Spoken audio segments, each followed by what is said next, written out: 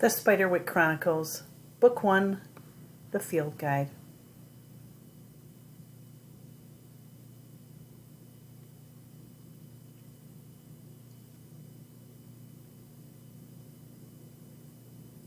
Chapter 1, in which the Grace children get acquainted with their new home.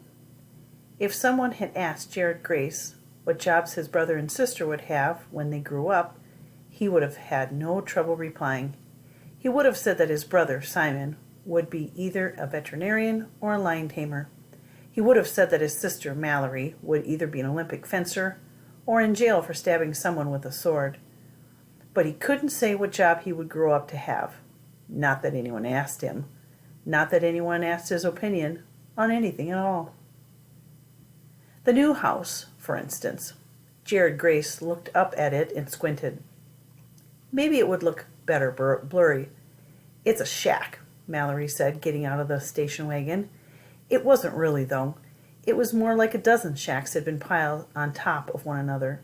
There were several chimneys, and the whole thing was topped off by a strip of iron fence sitting on the roof like a particularly garish hat.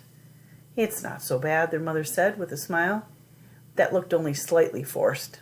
It's Victorian. Simon, Jared's identical twin, didn't look upset. He was probably thinking of all the animals he could have now. Actually, considering what he'd packed into their tiny bedroom in New York, Jared figured it would take a lot of rabbits and hedgehogs and whatever else was out here to satisfy Simon. "Come on, Jared," Simon called. Jared realized that they had all crossed to the front steps, and he was alone on the lawn, staring at the house. The doors were a faded gray, worn with age. The only traces of paint were an indeterminate cream, stuck deep in crevices and around the hinges. A rusted ram's head door knocker hung from a single heavy nail at its center. Their mother fit a jagged key into the lock, turned it, and shoved it hard with her shoulder. The door opened into a dim hallway. The only window was halfway up the stairs, and its stained glass panes gave the walls an eerie reddish glow. "It's just like I remember," she said, smiling. "Only crappier," said Mallory. Their mother sighed but didn't otherwise respond.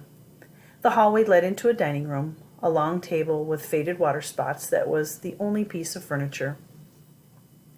The plaster ceiling was cracked in places and a chandelier hung from frayed wires. "Why don't you three start bringing things in from the car?" their mother said. "Into here?" Jared asked. "Yes, into here." Their mother put down her suitcase on the table, ignoring the eruption of dust.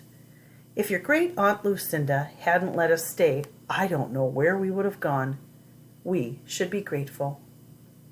None of them said anything. Try as he might, Jared didn't feel anything close to grateful. Ever since their dad moved out, everything had gone bad. He'd messed up at school, and the fading bruise over his left eye wouldn't let him forget it. But this place was the worst yet. "Jared," his mother said as he turned to follow Simon out to unload the car. "What?" His mother waited until the other two were down the hall before she spoke. "This is the chance to start over. For all of us, okay?" Jared nodded grudgingly. He didn't need her to say the rest of it. That the only reason he hadn't gotten kicked out of school was because they were moving anyway. Another reason he was supposed to be grateful. Only he wasn't. Outside, Mallory had stacked 2 suitcases on top of a steamer trunk. "I heard she's starving herself to death." "Aunt Lucinda? She's just old," said Simon. "Old and crazy." But Mallory shook her head. "I heard Mom on the phone. She was telling Uncle Terence that Aunt Lucy thinks little men bring her food."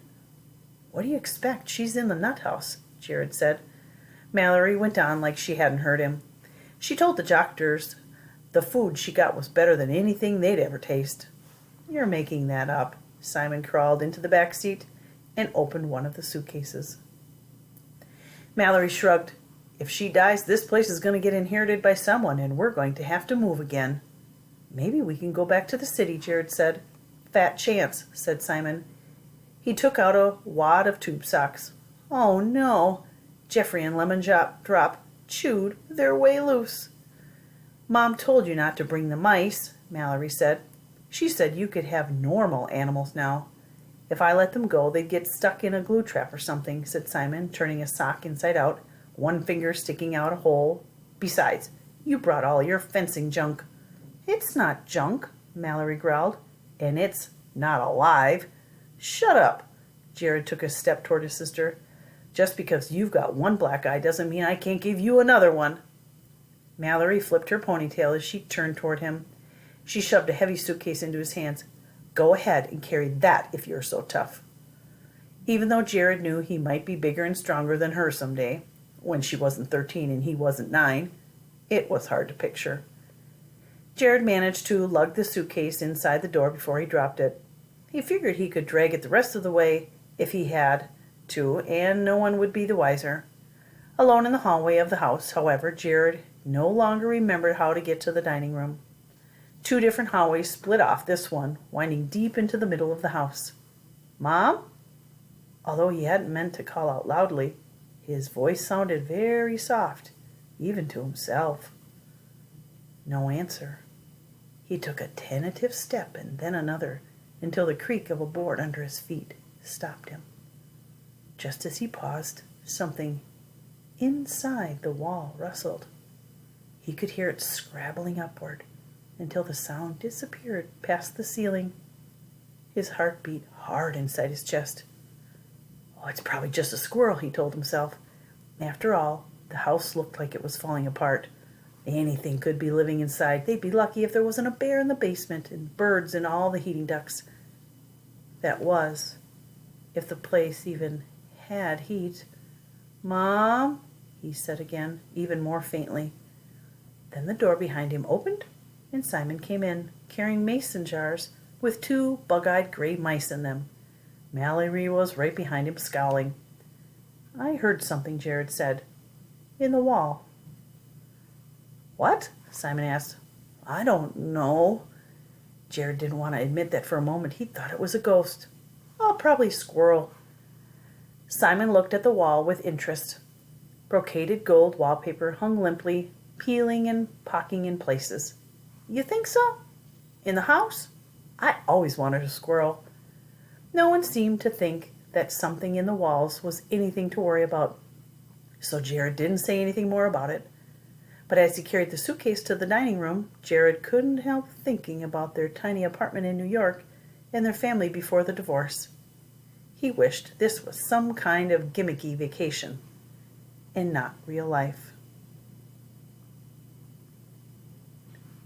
And that is the end of chapter 1.